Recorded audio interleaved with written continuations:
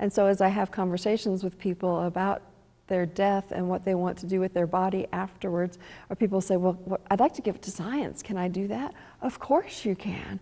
Wonderful. Methodism has long been about education and development and understanding things. Even our founder, John Wesley, yes, do that.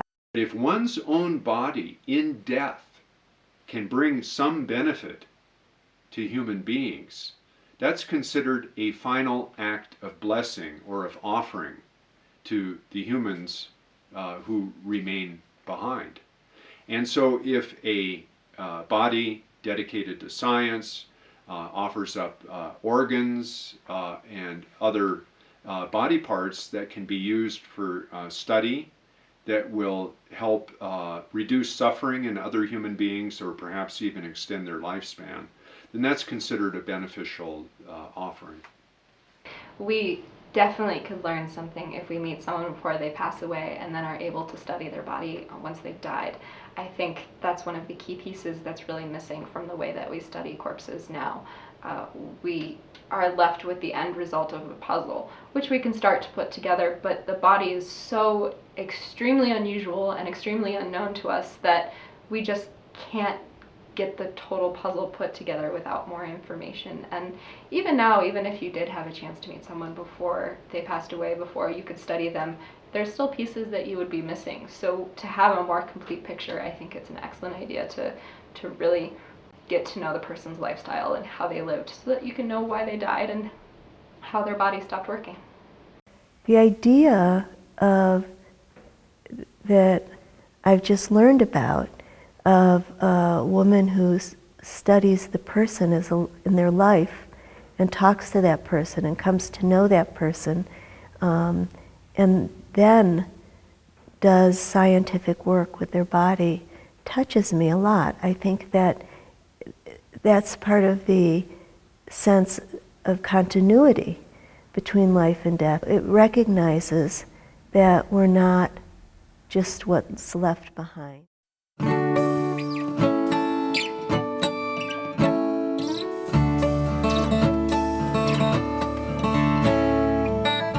Eyes on Longmont, offering a diversity of topics about our community that will inform and entertain you. We invite you to sit back and enjoy this edition of Eyes on Longmont.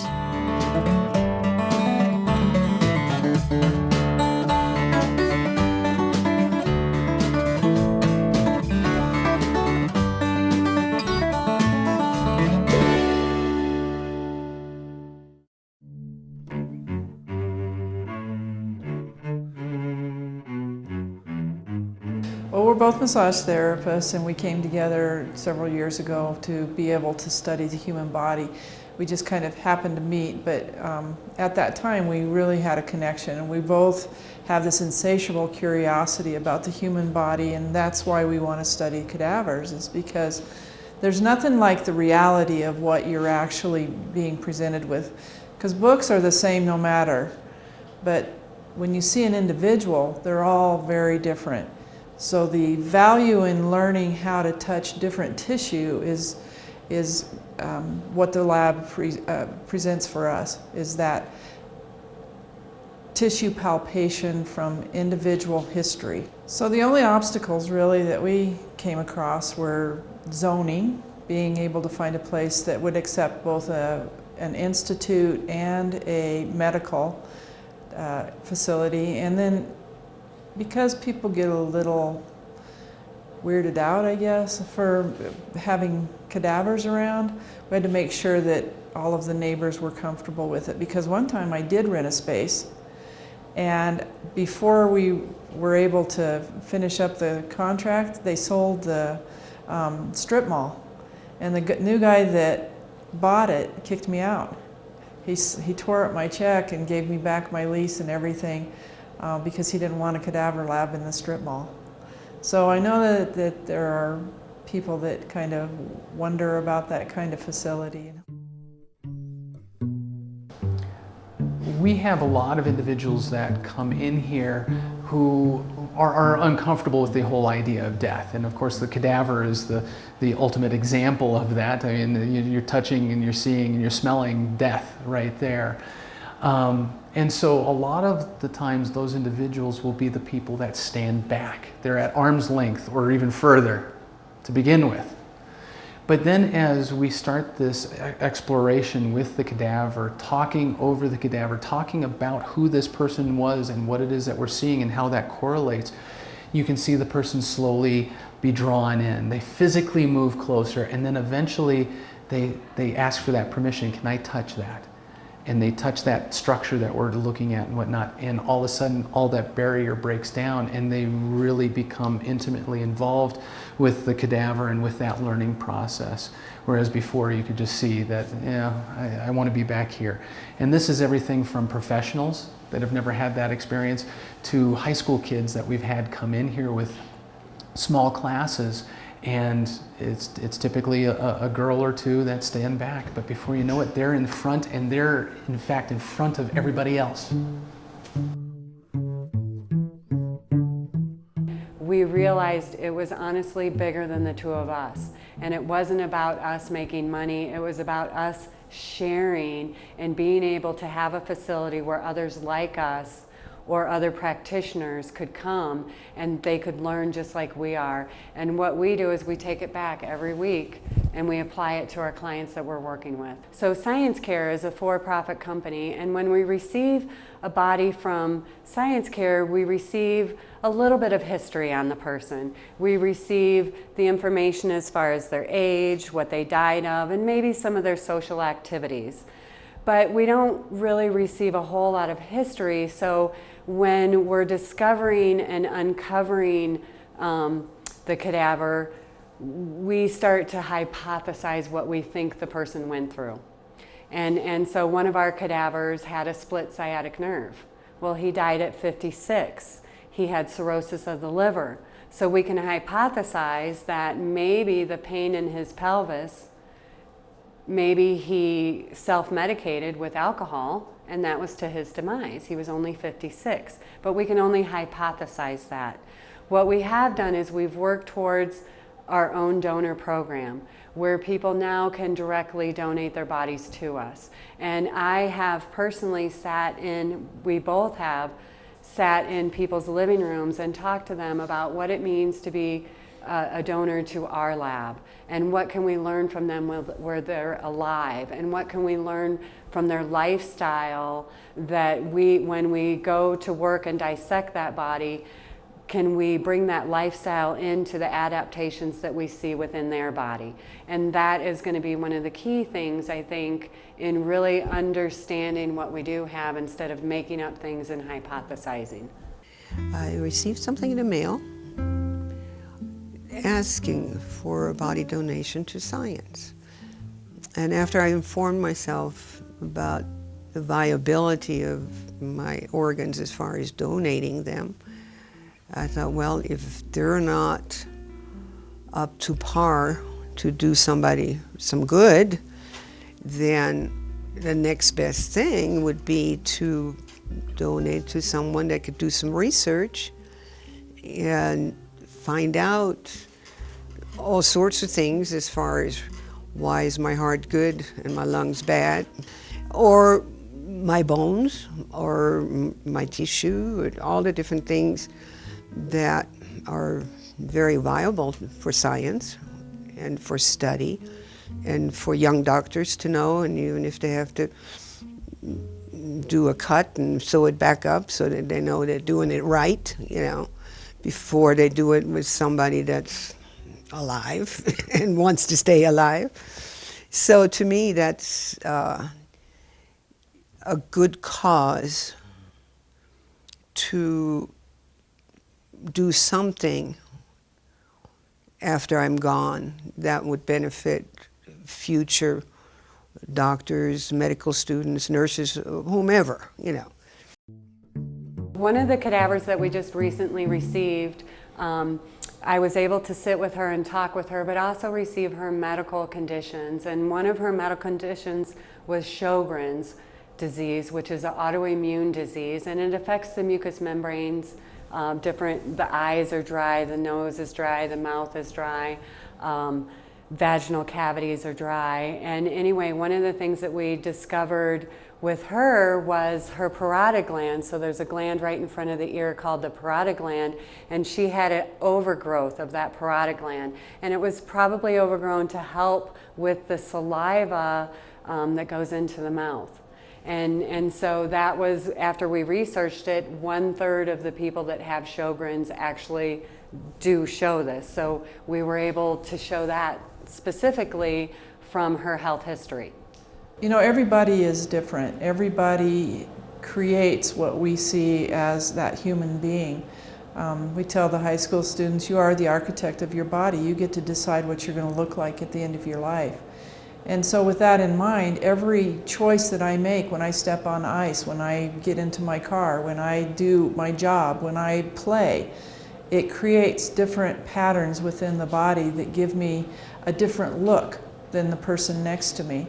And as I perform in my life and face obstacles, whether it be nutritional deficits that cause things like stomach ulcers. And if my stomach hurts, I'm going to walk around like this. If my intestines hurts, I'm going to go towards that point of pain. And as we do that, we create muscular structure to support or protect. And that's what presents in the human body. And you can't capture that in books as well as you can when you're looking at the real life cadaver. But that's one of the things that we would like to be able to do, is take the history of a person and match it to that cadaver book. I came across Peak Research Institute and came and met Bonnie Thompson, and she told me about what Peak Research Institute was trying to do, and that they were kind of in their infancy at the time, and but they'd already been going for a while, and that I was welcome to come in and take a look at what they've got. And so I did that. I came in and was just really excited. It's a small environment, very intimate, an opportunity to learn in a small group setting from the cadavers, and then also from the interactions with the other professionals that are in that environment. It was an opportunity to learn from experiences, plus also to have that great intimacy with the cadaver, to know and to understand who this person was, what their medical history was, and ended up feeding me a lot more in the sense of I was able to understand why I saw what I saw in that person, because I was able to correlate it to who they are and what they do in life. From my experience, my first experience was at Ohio State University, and it was through their med school program, and basically, you know, you walked into a room and there were several cadavers, and again, it was really looking at just anatomy structures, you know, and discussing those, and I felt, wow, this is something that a therapist always wants to know what's underneath the skin. What are we touching? What are we affecting? How are we affecting it? And I think that that's what I really took home. But now, as we're sitting in the living room and talking to a donor that's coming to us, we're able to find out what they liked in life, you know, whether they like nature, whether they liked otters, you know, what their favorite flower is, and or what religion they are. So we have a cadaver that when we received her, we did a few things that brought her kind of into this space. So we bought a plant that's the exotic angel plant, and we light a candle when we're working on her, and we read a Buddhist sutra that was actually read at her memorial service, and she liked Dolly Parton, so a few of the days that we've been dissecting, we've been listening to Dolly Parton, just kind of in her honor. So just to kind of bring the person into the lab, even though they're not that person anymore, but their physical body is still here, if we can still bring their presence and who they were and what they want us to learn. So when I can ask them, what would you like us to learn from you? And they can say back to me, I want you to understand what radiation does to the brain, because I had radiation of my brain, I had brain cancer. And so if we can look at that and we can see that, but there's so much more we can learn also. As far as what they would like to research, I would say probably my lungs, because, you know, what does smoking for 55 or 60 years do to your lungs? My heart, because it's a good heart so far, and possibly the bones. I had a hip replacement, a repaired knee. How well did that hold? How well did it bond? How long has that been in there? And look how viable it is, you know. Osteoporosis, you know. Why does it affect all the joints in my upper body, not my lower? All sorts of things that might be viable for research. I've been to multiple academic anatomy labs, and I've dissected over 100 cadavers myself. And this is a much more comfortable learning environment and is unique amongst all of the environments that I've visited. Every environment treats the cadaver with respect. Here they treat the cadaver with gratitude. And right there, right off the bat, that changes the entire environment around the cadaver. They're a person, they're part of this learning process. And so it just makes it that much more personable. If I was to give my body to science, which I highly recommend, it would be to a place like this. I have a very profoundly spiritual connection to anatomy. I very firmly believe that this body is created and evolved by God, and so in learning anatomy, I am learning more about myself and about my fellow human beings, and it makes me appreciate my faith more and more and more. The more I learn about the body and how beautifully made it is, even down to some of the most simple components, I am in wonder all the time. And so it's almost my other church. We have created our own donor program, and so we're able to have the information that we feel like we need to be doing the research properly.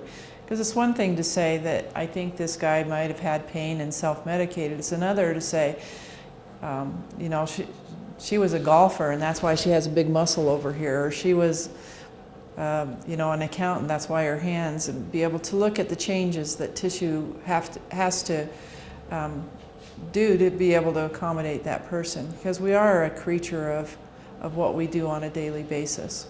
One of the reasons that I wanted the lab here is because I have a very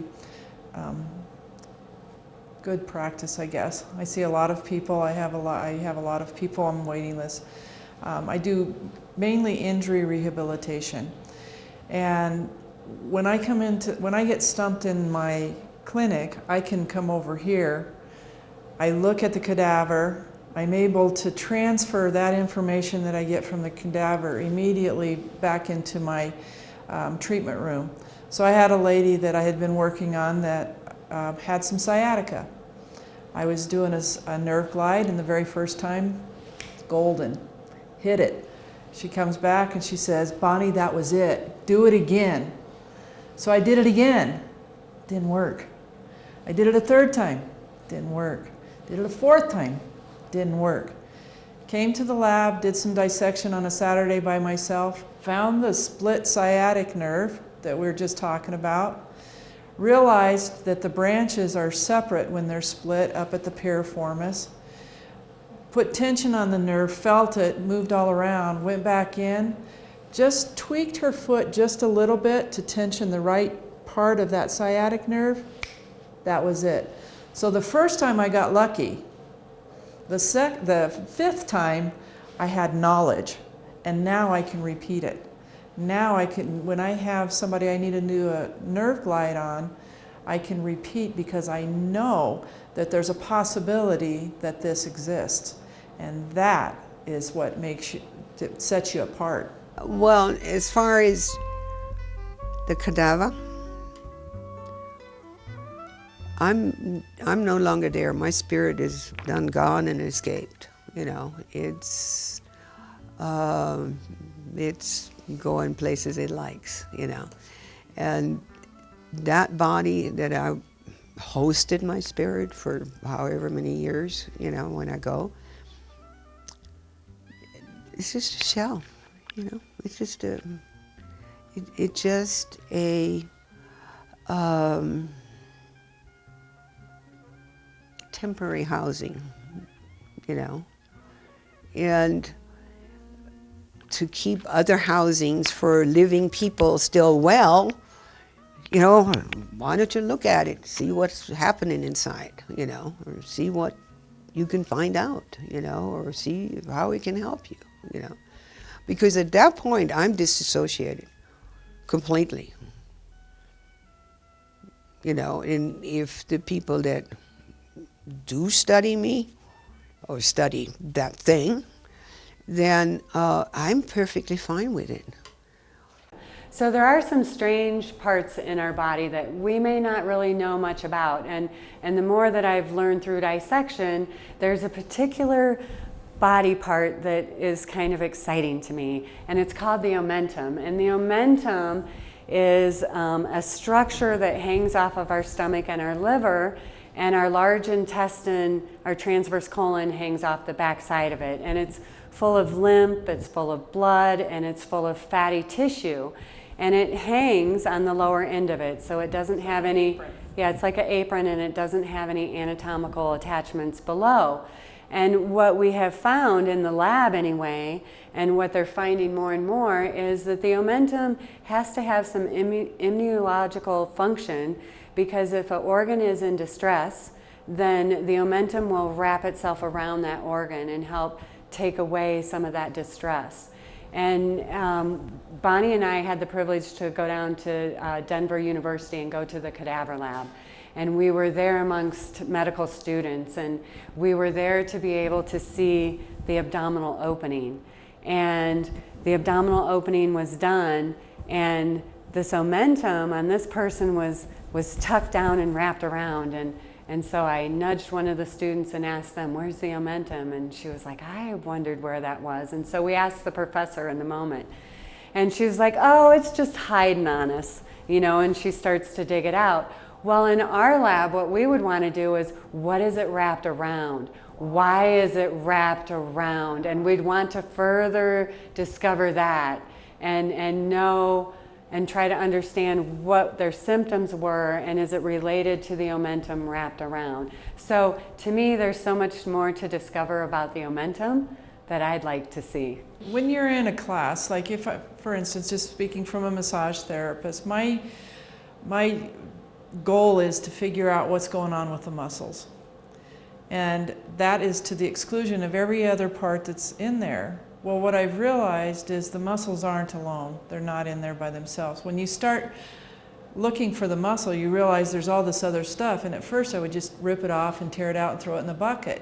And then I realized, oh, I just tore out the nerve. I just tore out a vessel. That fat was protecting something very important in there, and I need to go back and see what its relationship to that muscle is. And so having that realization around other structures in the area, I think sets us apart too, because then I'm able to work not just on the muscle, but how the muscle affects the ability of that nerve to transmit signals. So one of the things that I discovered in doing the dissection is the difference between the layers of muscles and the layers of fascia and their relationship. So 24/7, and especially at night, we're creating new tissue, and new tissue comes in and it's kind of unorganized, but it's coming in there to replace other tissue, and it doesn't really know what it's supposed to do until we get up and move. And when I stretch, I realign that tissue and I give it information, input through that stimulation of what I want it to do. I want you to be a long bicep muscle. But this one over here, I want my back muscles to also be long. So if we don't move, if we don't give that stimulation, that input, then it becomes more dense and it becomes more sticky. And the fluid becomes more viscous. Instead of smooth gliding surface, I now have a rough gliding surface. And now I'm like, I can't move my arm very well. Well, when you used to have shoulder surgery way back, they'd put you in a sling and just leave you there. And then you'd get out and go, why can't I move? Well, that's what happens overnight, but we get up and we put in that information when it's not too sticky, not too dense, and then we create these layers of tissue as they slide, and the fluid becomes more watery so that the movement is easier, and it doesn't take as much energy to move when I have that smooth tissue as if I have what we consider a sticky tissue or tight tissue. And even our class today that we're having is specific on the nerves in the upper extremity. So where does it travel and what muscles are involved, or what muscles can hang it up or impinge it or be problematic to the nerves. I am a chiropractor, strength conditioning coach. My area of expertise is in soft tissue injury and rehabilitation. And over the last 7-8 years, it's been very much going towards and moving more towards a neurological approach to that rehabilitation towards that soft tissue. When we're talking about nerve entrapments, you have two different types of injuries, right? You have injury from acute trauma, so crushing injuries, all right, or some sort of a pull, something that is acute that happened at the moment that has a direct impact on that nerve. And then you also have cumulative trauma, cumulative injury over a long period of time, okay? And unfortunately, most of us that's the injuries that we have now, especially as manual therapists. All of us here see this and we look at this. You go to a lot of doctors and you say, my hand is tingling, where do they go? Your hand, and they diagnose carpal tunnel. When in reality, we could have had carpal tunnel pronator, coracoopectoral tunnel scalenes, and then we could have had stenosis at the spinal cord and another thing. At this point, we're going to get out into the lab. I've got some handouts over there with all the structures that we're going to look at, and it's not exhaustive. So, bring a pen with you if you need something to write on, if you've got a book or a clipboard, military here. Bring that with you. And during this whole time, we're going to be looking, feeling, touching, and moving. And then we're going to put it all together. Okay? All right. So let's get suited up and go on out. There you go. There you go. Okay? So there's the median nerve. So that's where we're going to be going here. Okay? So median nerve coming down into the transverse carpal ligament. Now, the transverse carpal ligament is going across points in the wrist, right? Okay, but it's very high up right here. So the end of the arch of that is right there. So if you pull your hand back, you can feel that hard arch right in there, and it's flanked by those two bones on each side, the pisiform and the process on the near the thumb here, and so that's where that is. A lot of times we work way down too low for the transverse carpal ligament, and it's really right there. Okay, let's see here. This is the ligament itself. Yes, that's you lifting up underneath of it. You can see it's quite broad. Okay, that's the bottom edge of it right there. Okay.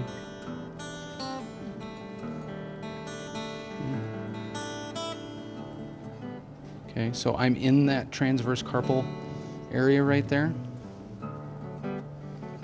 And we can follow up. This is exactly what the surgery does.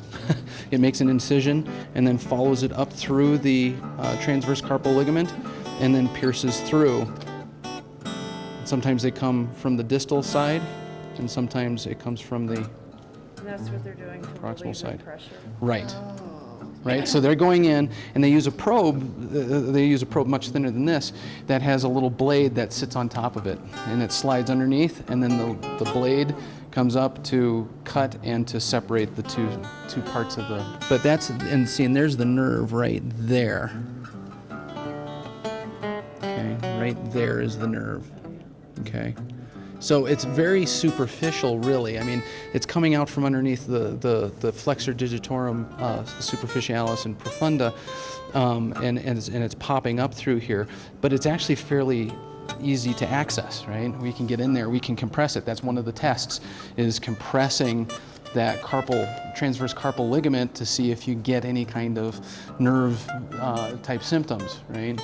And if you get it there with just that kind of pressure right there, yeah, you've got one that's already quite damaged and pathological at this point. What comes in as being a problem here could have a component there, but oftentimes it's up here, oftentimes, okay?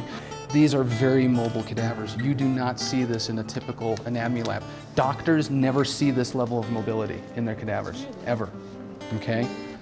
So, but our new cadaver is the most mobile cadaver I've ever seen.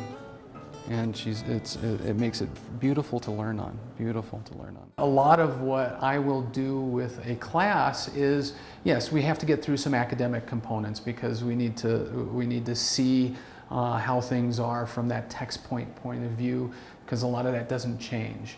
But then the ability to get up right away, to move, to take that information and apply it out in the lab with the cadaver, and then be able to talk it out and to experience it with each other by moving, by taking, by palpating and touching. Again, all of those sensory components allows everybody to learn at a much deeper level. Things that are learned from a book are much less held onto by the brain, and this is just well known, than things that we do and we touch. Things that the hands learn are learned for a lifetime. Students come in here from a lot of different experiences in anatomy. Most have learned from the textbook, from a model. But most of who we get in here do not get an opportunity to learn from a cadaver. So right off the bat, this is an entirely foreign environment for them.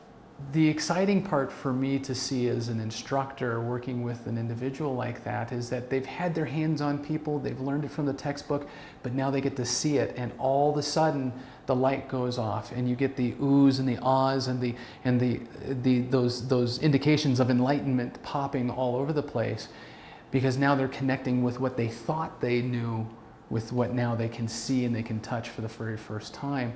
And then it allows them to unravel why it is the things that they do work or don't work, for that matter, and what they've been missing.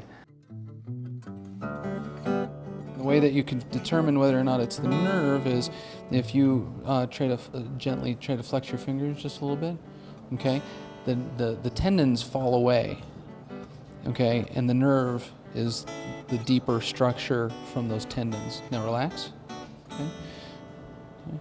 And so what's moving below your touch is that nerve. Find the hole and go into the hole. Yeah, don't make one. So I'd move in just a little bit right in there. Right in there? Yeah. Yeah. Okay. Yeah, I'll try to stay relaxed so that way you can move me and you'll be able to feel better. Ding. So let's go to the ulnar nerve. Let's go to ulnar nerve. So ulnar nerve. Yes, it is. It is. Okay. Go flatter so that you can feel everything. Go flatter. Oh, okay. I learned in a doctoral level program anatomy, and it was very academic.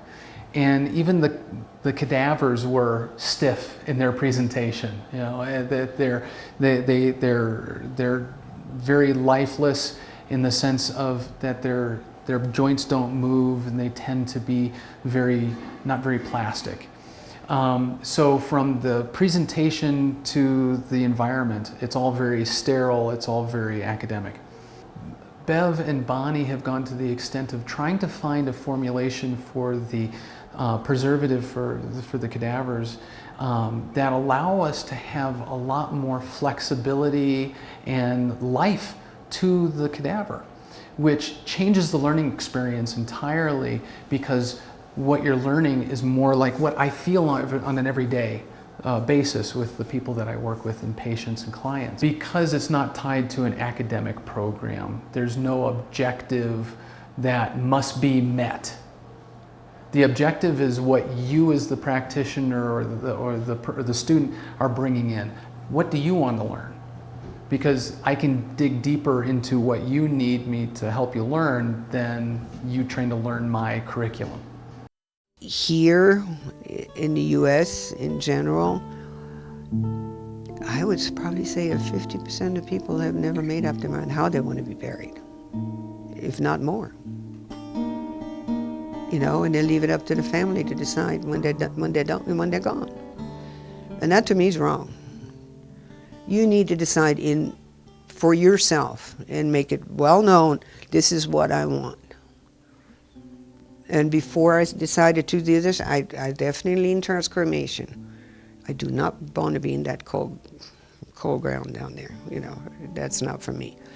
But the more I read about this, and after I got my first letter, got me thinking on this, the more I read about it, the more sense it made. You know, and the older I got, the more sense it made even then, you know, because at that point, you know, if I die at 45, yeah, my organs are very viable to a lot of people, you know, but at mid-70s, no, not necessarily, you know. The word is getting out that we're accepting donors, and I work for a hospital in Longmont, and I have a supervisor that does advanced directives, and so my supervisor is now able to speak to our program. And by working with other people like her, we'll be able to get the word out that we're available to be able to accept donations. And if you go onto our website, which is peakri.us, there'll be donor forms on there, and you can pull a donor form off, or you can call my contact information's on there, Bev's contact information. We would be happy to talk more to anybody that's interested. The interview that we want to have with people is we just want to be able to get as much health history as we possibly can. What did they do in their life? What kind of hobbies did they have? Anything that would dictate what this castle is now going to present to us later. That's what we want to know. Anything that they're willing to give to us. So usually it takes a couple of meetings, and usually they're a good hour to 2 hours long, in explanation of answering any questions, really what they may have with what's going on with their body, but also making sure that their family is comfortable with it, and that we have all of the paperwork, and once they do pass, that their family knows the steps, what to take, so that their body gets to us. And when I was down in Costa Rica, I had an epiphany. And my epiphany is, you will be in Colorado Springs with Bonnie Thompson in the lab. And my whole life unfolded. And so I knew that this is what I need to be doing. And when there was any doubt in Bonnie's heart, I just said, you don't know. The words were so strong, I cannot doubt this. And when she came back with that, I thought, it's my life's mission. I have to do it.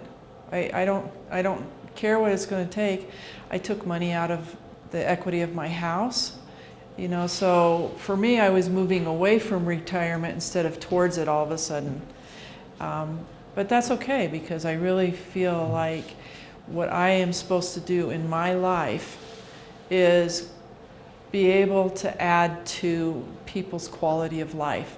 And the only way I can see of doing that is by educating myself and others to a point where we can make a difference. We are the difference.